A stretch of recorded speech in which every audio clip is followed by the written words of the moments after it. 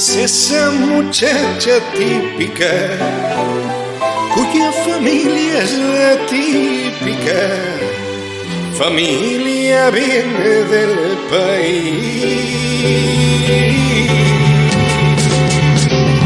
Ante esa muchacha típica, los domingos en la hípica y a los dos en José Luis.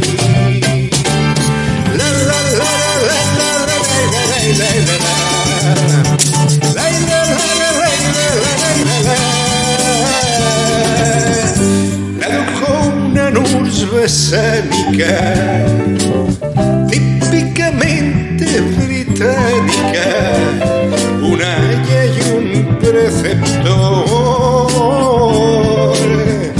que le habló de nuestros próceres, y un primo suyo de Cáceres que le desveló el amor.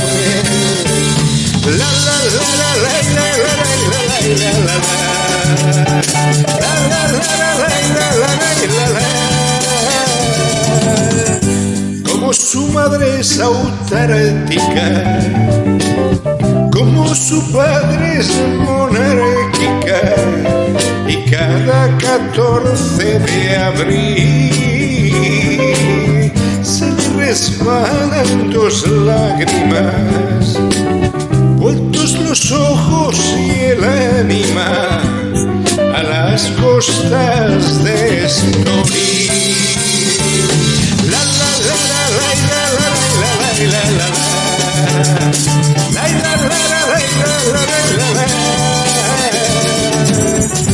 Para la muchacha es básico ese veraneo clásico en una aldea de mar,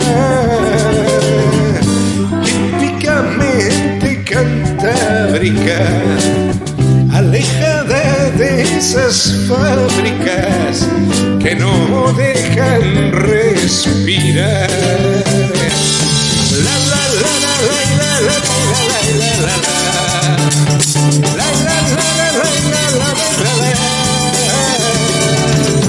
Es un deporte congénito, la pesca del primogénito, sin saberlos amarán,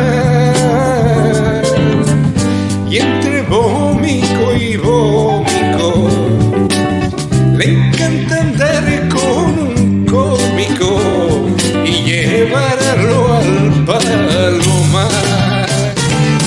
La la la la la la la